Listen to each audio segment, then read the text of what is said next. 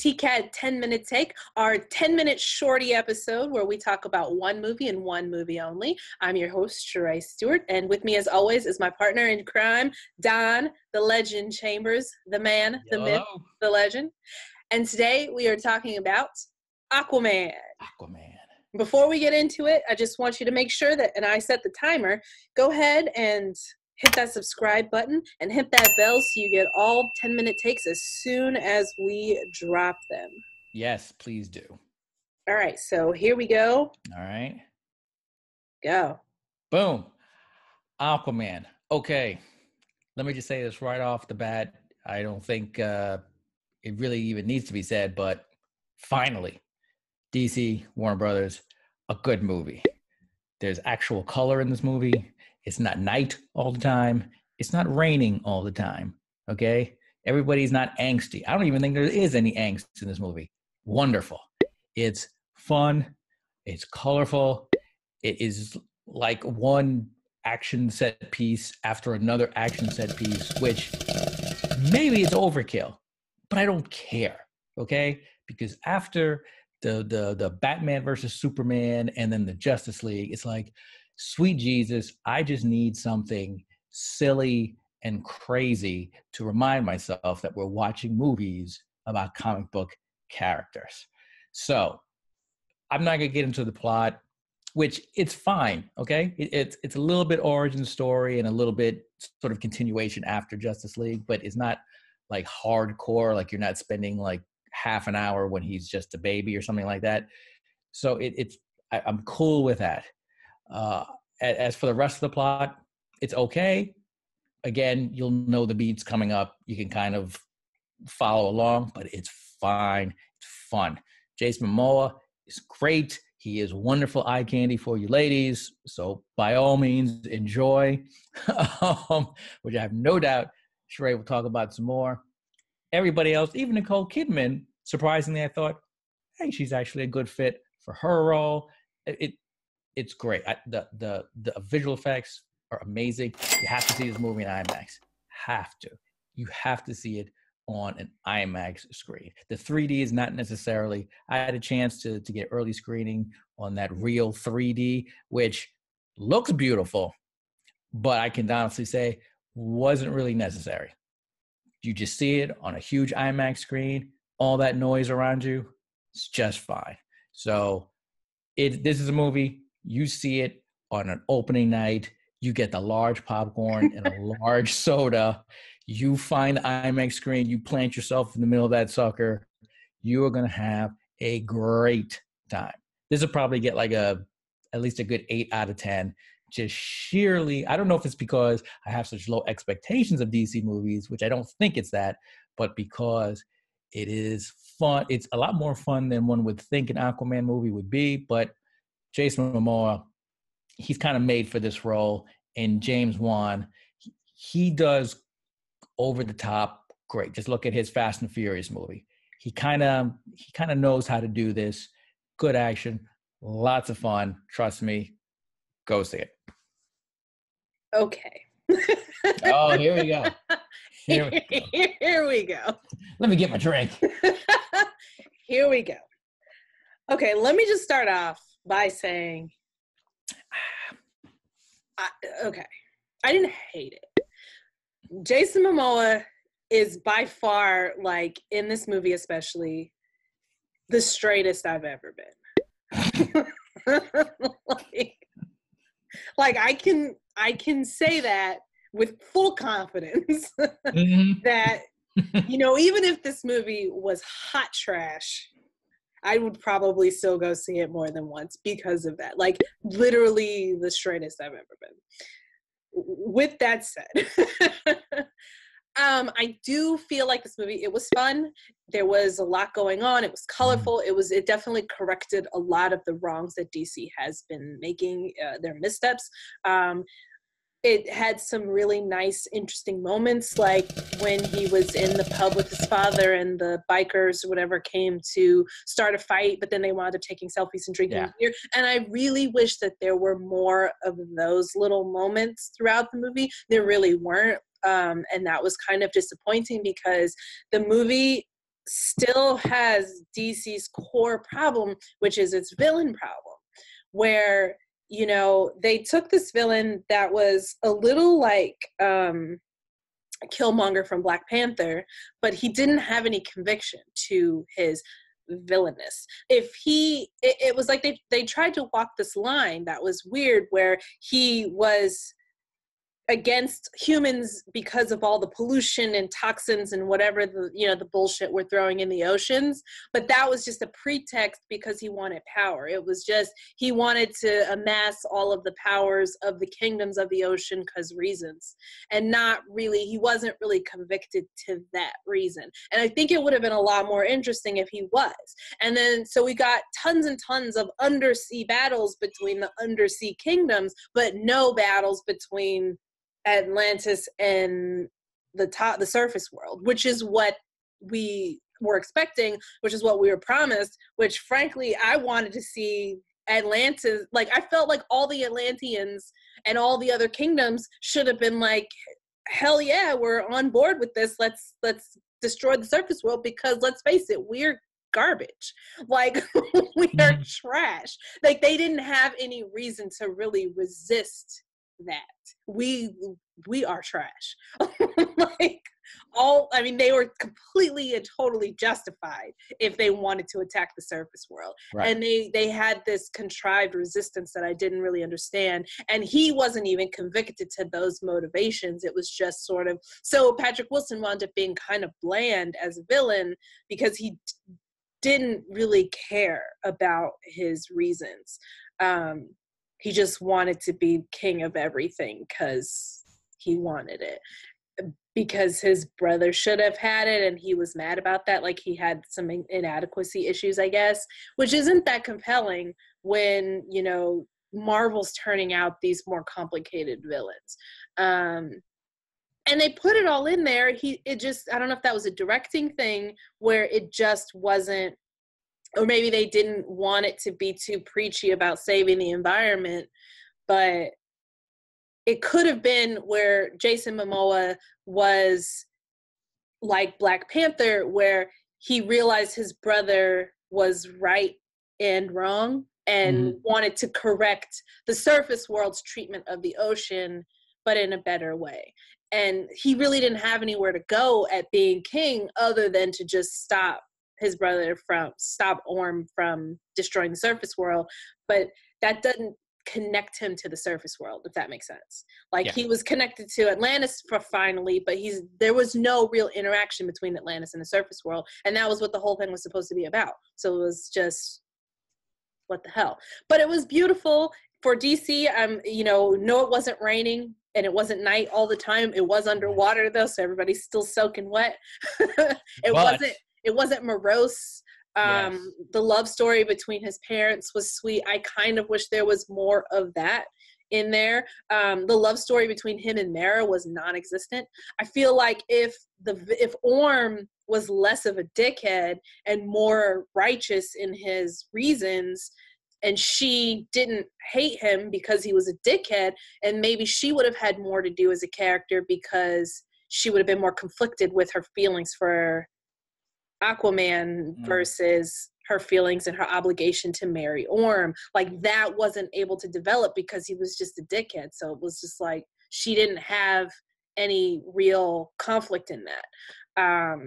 She really didn't have much to do at all other than just prop up Arthur Curry's character, which I'm kind of over, female characters being used as that. Like that was, I don't know, she could have had more happening. That was, she could have for later. Yeah, it could be for later, but it's almost like she could have been standing up and taking over. But it's highly patriarchal, I guess. But in a sense, though, she does sort of steer. Almost in a sense, she just sort of steer what's going to happen next, because she's sort of the one leading him. Yeah. Oh, here's where we're going to go. Here's what we're doing. Here's what you need to do now. Here's what you need. That's what I'm saying. She's leading him to do the right thing instead of her just do it. She's royalty. Now, here's the thing, though. If it's just a mirror movie, then Yeah, I mean, obviously. But I'm just saying, like, even if that's not what winds up ultimately happening, that wasn't in her thought process at all. Does that make sense? Like, you can be somebody's partner and not be like get them to join you. Not, it felt like she was kind of weirdly manipulative, but her reasons weren't compelling either. You know, like they just wanted to stop Orm because he was going to destroy the surface world. But he's not wrong if that's his real reason. We're destroying the oceans. You know, like they weren't that interested in the fact that the oceans are full of shit. But then but then it just turns out that, you know, that wasn't really his. And that turned out that wasn't really his reasons, but that's a huge reason. Like, that's so compelling if that's you know, like. Now the thing is, with him still being alive, who knows what happens in the next one? But see, that would have been even better if those were his real reasons. That would have been the reason to keep him alive, because he wasn't wrong. He just was going about it wrong. And the fact that he was just a crazy dickhead who wanted power, there's no reason to keep him alive other than the fact that his mom asked him not to. Well, that's true. Yeah. So I say go see this movie in the theaters, because, I mean... You can say it. Because reasons. You can say it. You know, and it's definitely one of the better DC movies for sure. I wouldn't necessarily we did go see it in 3D with the D-box and the shaking and all that business. But really? My sister, I hate it. But my sister is deaf and she likes the extra sensory business. Does she like the 3D? But she likes them both. So, and this was like a Christmas present to her. I was like, we're going to get the most expensive movie tickets you can get. In LA, those are probably like $50 each. Like, not cheap. So I don't think that's necessary. I do think, you know, it's, for bang for your buck, it's an entertaining movie. It's enjoyable. Parents might fall asleep because the battles do get a little repetitive and it's hard to tell who's fighting who, because it's all like Shark Tale, underwater shark nonsense. It does have some good elements in it. Like, I really liked when they were going, you know, when they went to Nicole Kidman and they were fighting that monster. Mm-hmm. And I wish there was just more of that and less of just the battles, if that makes sense. Like, and then I mean, we're out of time, but Black Manta, I didn't even get to talk about that because I felt like that was a waste of time, and I was bummed out about that because I wanted that to be something, and because there was no interaction with the surface, it didn't mean anything. I mean, he's still alive too, spoilers. Maybe it'll mean something at some point. But the fact that there was no interaction with the surface world, it didn't mean anything. And so that was kind of a bummer. This whole thing was billed as like a war between Atlantis and the surface world. And the surface world was just chilling like they didn't know what was going on, because they didn't. You had poor, what's his name? Randall Park. No, but you have Randall Park, I would have loved to see more of him actually, you know, coming with meeting with leaders of the world, like Jeff Goldblum in Independence Day, like they are coming and not just treated like a crackpot. Like, this is really happening. We're at, you know, your Atlantis theories are correct. But it just seemed like none of the stuff that happened in Atlantis, none of the stuff that happened under the oceans mattered. Here's what I'm going to say. My one last thing is, I think with all that, them not knowing how much of success they had on their hands, they really played everything safe-ish, and everything was sort of middle of the road-ish, more geared to action. They, you know, story-wise, real basic and simple. They had no idea that women were going to go see Jason Momoa like 5 times. Exactly. No clue that just a shirtless Jason Momoa waving that wet hair all over. I tell you what, when his opening scene on that submarine, when he like slow motion in the steam, whipped around and said permission to come aboard, the entire theater made noise. And even some, like, there was groans and oh yeses and Jesus Lord. And there was one person that was like, ow, like that sitcom when they make out in a sitcom, and everybody laughed because everybody knew like that was it. We were done. We were in love and it was over. See the thing. They had no idea, so all that played safe. So now that they know, y'all are coming to see a shirtless Jason Momoa. I have a even feeling, if it's trash. Even if it's trash, I have a feeling though the next one they'll know like, okay, now we've got to come with something big, and I have a feeling, you know, that's my two cents. But hey, props off to you women for making that movie. I think it just crossed over 200 million in North America. No, it's like at 822. I think it just surpassed Wonder Woman worldwide. Oh wow! Listen, y'all went out. You Man. said I need to see him again. So if you thought he was shirtless a lot this time around, you wait till the second one. I think he might not put clothes on at all in that whole movie. I mean, I wouldn't be mad at it. No, of course not. Of course not. It's ridiculous. It's really unfair. Man. I tell you what, I saw it and I said, I have a feeling he is going to be shirtless quite a bit in this movie. It was like the slow motion. Like they were intentional with that shit. Like they were, like there were so many shots of him in slow motion, like Bond girl shots of him rising out of the water, or steam like wafting over his like abs and pecs. Like it was downright erotic. It was crazy. How intentional that was. Yes, like that movie. I could have been like, have no idea what that movie was about, and wouldn't have cared. Like it could have been much more trash than it is, and it would have been successful still. So DC knew. They're like, you know what? It felt cheap and manipulative, and I feel manipulated. But you'd go see that again.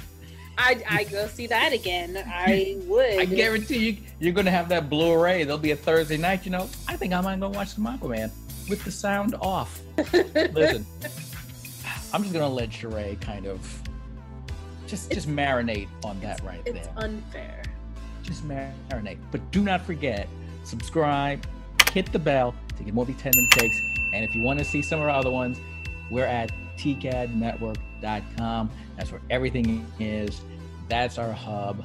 I'm pretty sure our little thumbnail picture is going to be just a shirtless Jason Momoa, you know, because reasons. Reasons. So until next time, I'm just going to let Sheree sit here and just dwell on that.